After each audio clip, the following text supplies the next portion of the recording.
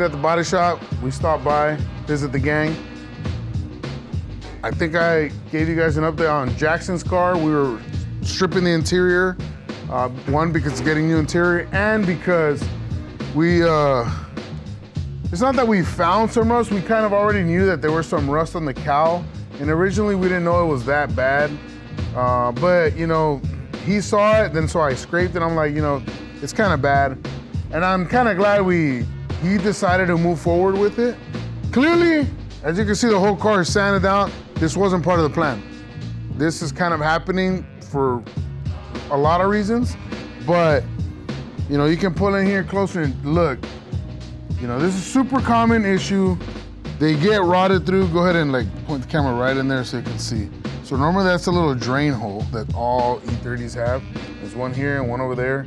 The problem is that when people install aftermarket windows or just from the cars being old, collecting dirt, those drain holes clog up and there's nowhere for the water to go. So it's literally just stagnant water sitting in the bottom of the cowl, or the windshield here on the top of the cowl, and it rots them away. And typically you only see this in E30 M3s because the windows go glued on. And you know, unless you have a really good window installer, you know, window guys are really sloppy because they don't, I mean, they're just fucking putting on a window, they slap on a bunch of fucking glue and call it a day. Thus resulting in this. So we're gonna fix all this rust. It doesn't require replacing the whole cowl. So we're not gonna be doing that. We're just gonna be patching up. We already looked at everything. My brother and the guys determined that it doesn't need a full cowl, so we're not doing a full cowl. But this car did have a bunch of dents, and Jackson did want me to like PDR them. It had a few dents in a couple of the hard lines that weren't on the other side. I'll show you on the other side. So it had a few dents here in the quarter panel, like, you know, one here, right at the line.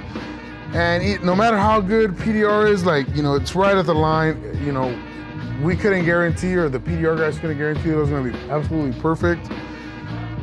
On top of that, when we saw the car in the sun, it was super obvious that the fender and the door was resprayed at one point, and it was done pretty poorly. So, you know, one thing led to another. We were installing an Evo lip, an Evo spoiler. We were gonna do the window trim. We were gonna respray the bumper. So it kind of snowballed into a full paint job. And it's not like a full restore. The car is actually really solid. There's not that much body work that it needed, but the front fenders were screwed up. So somebody had previously bonded them and whatnot. So we straightened everything, rolled the fenders, rolled the rear, and obviously it's gonna be a glass out paint job, but it's not gonna be full blown tearing it all apart to paint it. And that's only because the car's gonna be a driver.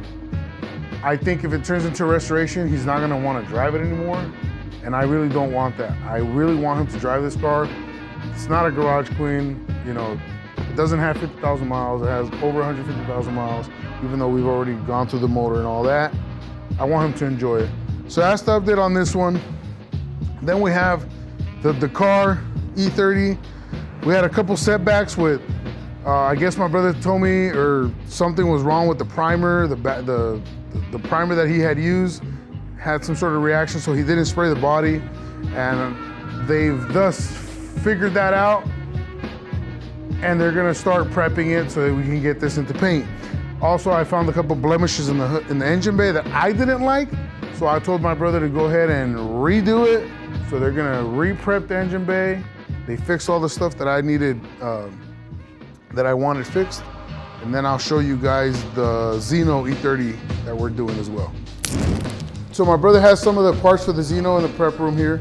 I guess all this is gonna be moved to the spray booth once they're done, but let's go see what these knuckleheads are fucking doing over here instead of working. So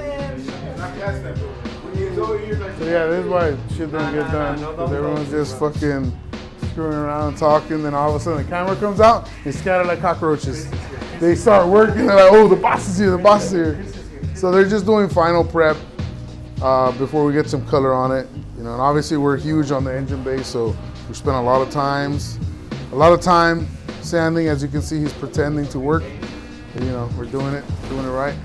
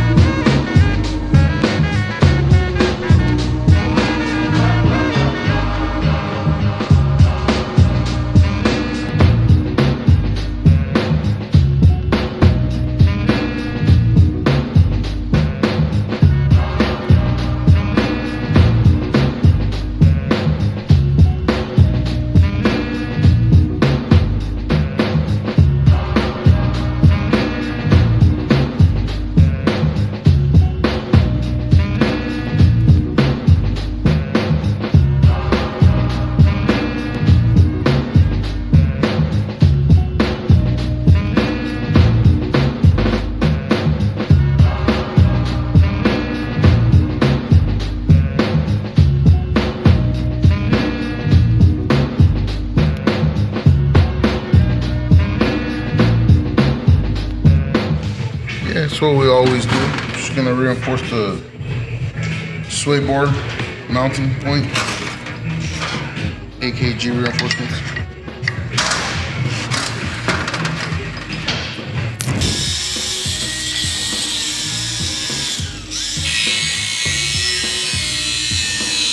Fucking go blind one eye for not fucking wearing my safety gear.